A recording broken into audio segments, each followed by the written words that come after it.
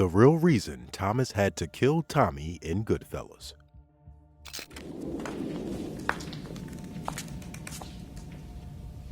Oh no! Goodfellas makes it feel sudden. One moment, Tommy is walking into what he thinks is his made man ceremony, and the next, he's dead. But in reality, Tommy DeSimone didn't just die in a tragic twist. He spent years crossing lines no one survives crossing. But that one mistake became his end. Tommy DeSimone was never supposed to be reckless. He grew up around the life. He understood the rules, the hierarchy, the power. But somewhere along the way, that understanding turned into something dangerous. Confidence turned into chaos. It's Yahoo!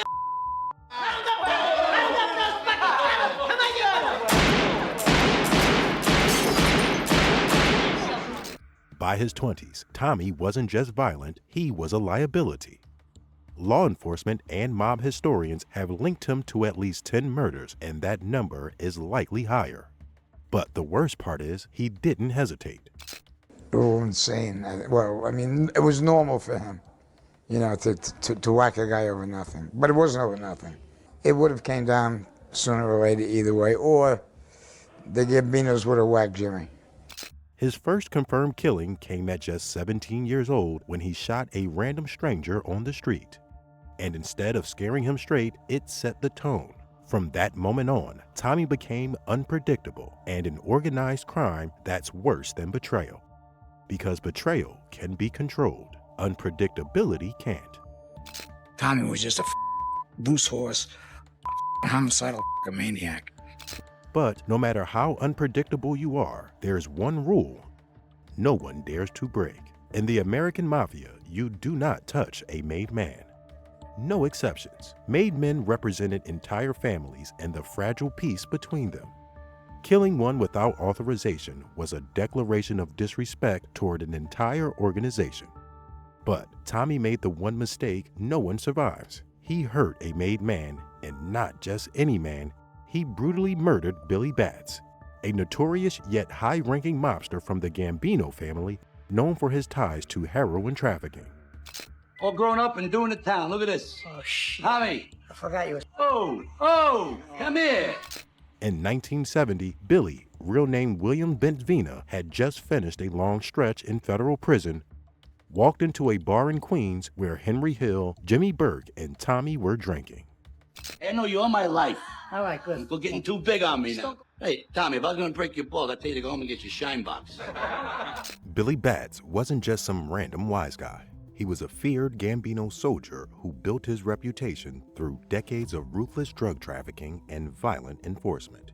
He survived wars, prison, and countless power struggles inside one of New York's most dangerous crime families. He was connected, respected, and protected by the very top of the Gambino hierarchy. I used to call him Spit Shine Tommy. I swear to God, he'd make your shoes look like fucking mirrors. Excuse my language. And he made the catastrophic mistake of publicly mocking Tommy, bringing up his younger days shining shoes for wise guys. For most people, that's an insult you simply ignore, but not for Tommy. Keep him here. Keep him here. Come on. Back. Come on, you feel strong? In a fit of rage, he, Jimmy, and Henry beat Batts nearly to death inside the bar, drove him to a wooded area, and finished the job. You understand? Yeah. Get the dog! They buried the body and believed that that was the end of it. It wasn't. What they did not fully reckon with was that the Gambino family did not simply forget about one of their own disappearing. This is bad. What are we gonna do with him? We can't just dump him on the street. Don't worry. They did not yet know who was responsible, and so they waited. Little did Tommy know this mistake would cost him everything. The movie captured the intense altercation perfectly. Come on, put some more dead push. I don't want to get blood on your floor.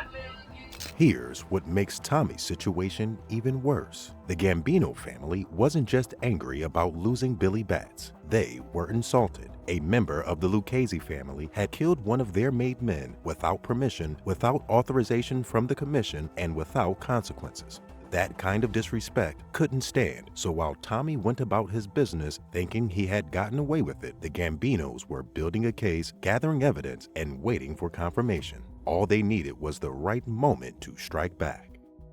But if Bats was the political mistake, what came next was a personal one that practically signed Tommy's death warrant. The stuff Goodfellas completely skips.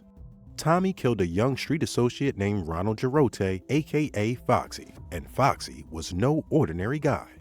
He was close to John Gotti, a rising Gambino capo who ran the Bergen crew in Queens. Tommy had been in a relationship with Foxy's sister that ended badly. Foxy threatened revenge, and Tommy responded by going to his apartment and shooting him dead the moment he answered the door, just like that. But this time, the consequences didn't disappear because Gotti never forgot, and his power inside the Gambino family grew, and so did his determination to settle that score. So, how did Tommy survive this long? It comes down to one man, Paul Vario. For a guy who moved all day long, Paulie didn't talk to 6 people. As Tommy's captain in the Lucchese family, Vario was the only thing standing between Tommy and a bullet. That what Paulie and the organization does is offer protection for people who can't go to the cops.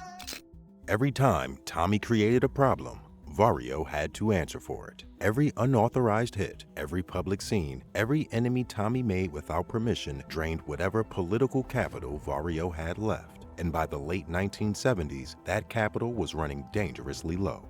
But then, Tommy hit the last straw. While his very own friend Henry Hill was in prison, Tommy allegedly assaulted Karen Hill, and according to multiple accounts, Vario had his own personal involvement with her at the time. That was it. Something in Vario snapped. He picked up the phone and called the Gambino family, confirming what they had spent nearly a decade trying to establish. What's worse is that one of Tommy's brothers, Anthony, had become a federal informant. In that world, that poisons everything. So when the fake ceremony was arranged, Tommy walked in believing his entire criminal career had been vindicated. He thought he made it. After everything, after all the violence, he thought he finally won. But the room was wrong. The silence was wrong. And then it was over. Tommy never came home. It was revenge for Billy Bats. And a lot of other things. Tommy's body was never recovered. No funeral, no casket, no grave. He simply ceased to exist on January 14, 1979. Various accounts over the years have placed his remains in a car compactor, an informal burial ground near Kennedy Airport, or something far worse. The movie shows you the shock of that empty room. What it can't show you in 2.5 hours is the full weight of Gotti's years-long grudge, Vario's cold personal betrayal, an informant brother, and a decade of bridges burned one by one.